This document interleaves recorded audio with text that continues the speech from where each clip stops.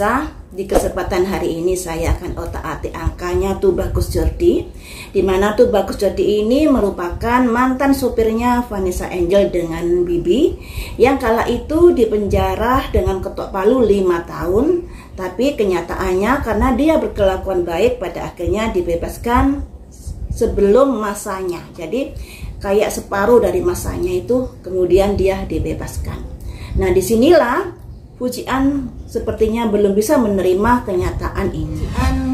Ada komentar di kolom IG-nya Tubagus Jordi, kemudian diseranglah Fujian ini oleh netizen. Dan Fujian dibelain oleh papa dan mamanya. Dan itu bisa dimaklumi karena Fujian ini adalah anak mereka dan mereka juga merasakan penderitaan kesedihan yang begitu mendalam terkait dari meninggalnya Bibi dengan Vanessa Angel, dan mereka pula yang mengasuh Gala saat ini. Nah, kita tidak membahas itunya ya. Saya membahas dari sisi Tubagus Jordi karena belum pernah saya bahas. Tubagus Jordi apakah memang ada kesengajaan untuk melakukan itu? Saya rasa ya enggak. Mungkin ada kelalaian sehingga terjadi kecelakaan seperti itu yang membuat hidupnya Tubagus Jordi harus menebus dengan masuk penjara. Apakah itu sudah tertulis di tanggal lahirnya, di angka-angka lahirnya? Ternyata sudah, teman-teman. Cuman kita sebagai manusia sudah dikasih ancer-ancer, oh akan terjadi seperti ini. Hanya saja kitanya nggak tahu kan apa yang bakal terjadi. Seperti kalau kalian mimpi digigit ular, katakanlah seperti itu. Biasanya mimpi digigit ular kan ada seseorang yang mendekat. Tapi lihat dulu ularnya loh ya. Ada orang yang mendekat. Nah, kalian kan nggak tahu siapakah yang mendekat ini. Itulah yang dinamakan masih misteri. Sekalipun kalian dikasih bocoran dari semesta bahwa akan terjadi hal-hal yang demikian, tapi kalian nggak tahu siapa gerangan yang akan mendekati kalian. Sama seperti di angka lahirnya Tubagus Jordi ini sudah ada tanda-tandanya, tapi kita kan juga nggak tahu apa yang bakal terjadi pada Tubagus Jordi ini. Mari kita simak. Tubagus Jordi lahir di tanggal 17 April 1997. Tubagus Jordi sudah lalai mengendarai dan berakibat kecelakaan itu. Tapi kenapa Tubagus Jordi masih ada saja yang membela? Dikarenakan ada angka 17 di tanggal lahirnya. Angka 17 itu angka daya tarik karisma yang dimiliki oleh Tubagus Jordi.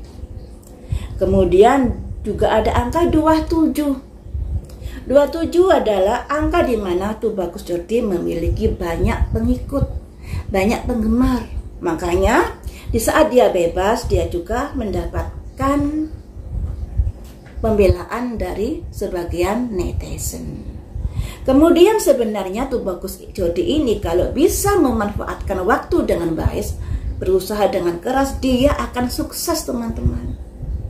Ada angka 789, 7 penggemar, 8 aktivitas yang sibuknya luar biasa, 9 kesuksesan.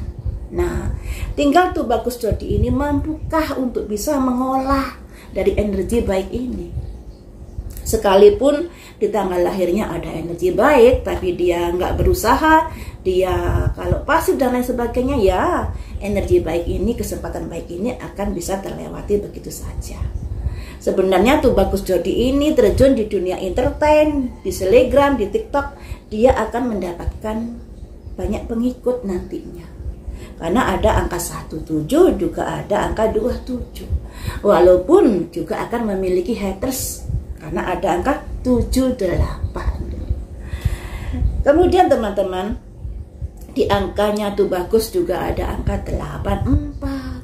Yang artinya, kalau kamu sibuk, kalau kamu tertekan, kamu jangan merencanakan sesuatu. Kamu jangan melakukan sesuatu, memutuskan sesuatu. Itu bisa berakibat kurang bagus untuk dirimu dan orang di sekitarmu. Apakah ini juga bagian dari kelalaian dia saat dia menyopir kendaraan itu? Ya, bisa saja terjadi. Cuman Tubagus ini di masa tuanya juga harus hati-hati. Selagi masih muda, kamu harus bisa menabung sebanyak mungkin untuk bekal di hari tua. Makanya, selagi masih muda, selagi ada angka hoki, selagi ada angka kesuksesan di sini, bergunakanlah baik-baik buat Tubagus Jodi. Ini sangat luar biasa loh ya, angka lahirnya ini 789, 789, naik. Yang bisa mendapatkan kesuksesan dan keuangan yang meningkat. Juga 27, angka dia memiliki banyak penggemar, cocok untuk di dunia entertain. Angka 17 memiliki karisma yang luar biasa untuk Tubagus Jodi ini.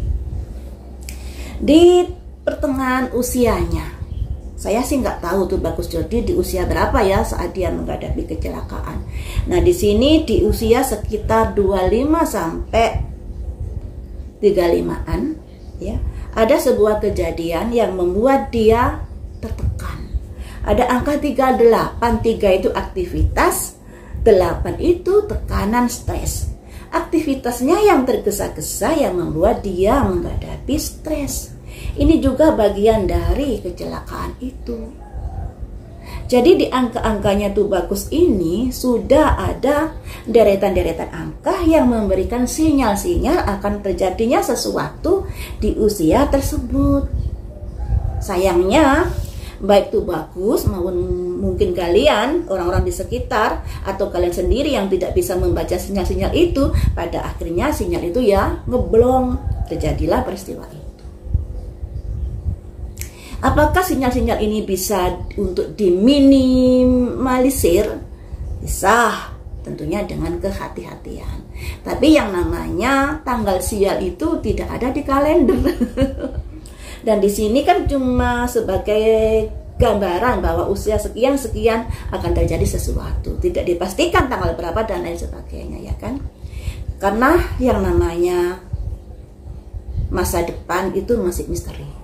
Saya bisa membaca sinyal-sinyal, tapi saya juga belum tentu bisa memastikan apa yang bakal terjadi. Misalnya sinyal ada tekanan karena aktivitasmu yang ceroboh, tapi ini ceroboh dalam hal apa? Nah, itu masih tanda tanya. Kan bisa saja kecelakaan seperti yang dialami, atau dia terjatuh, atau hal yang lainnya seperti itu ya. Makanya hari esok itu masih misteri. Kemudian teman-teman, ini juga diperjelas di angka lahirnya di tahun, jika dipadukan dengan tahun kejadian peristiwa itu. Ada 3, 5, 8, 2 set. 3 aktivitas yang ceroboh, 5 bermasalah, 8 stres. Aktivitas yang ceroboh membuat adanya sebuah masalah, dan pada akhirnya Tubagus Jodi tertekan di sini. Di tahun 2021 juga ada angka 7878. 7 adalah penggemar, 8 tertekan. Jadi tahun 2021 Tubagus Jodi ini juga mendapatkan tekanan yang luar biasa dari penggemarnya Vanessa Angel dan Bibi, karena dialah yang menyupiri kendaraan tersebut yang berakibat Bibi dengan Vanessa ini meninggal. Tapi saya rasa semuanya itu sudah takdir. Kenapa saya bilang begitu? Karena di tanggalnya Tubagus Jodi sudah ada gambaran jika terjadi sesuatu. Ada 358, 358 2 set. Juga ada angka 357. 3578 juga ada seperti itu. 3 aktivitas yang ceroboh, 5 bermasalah, 7 penggemar, 8 tekanan. Karena aktivitasmu yang ceroboh, pada akhirnya kamu dihujat oleh netizen di tahun 2021. Karena kecerobohanmu sudah membuat Vanessa Angel dan Bibi mengalami kecelakaan.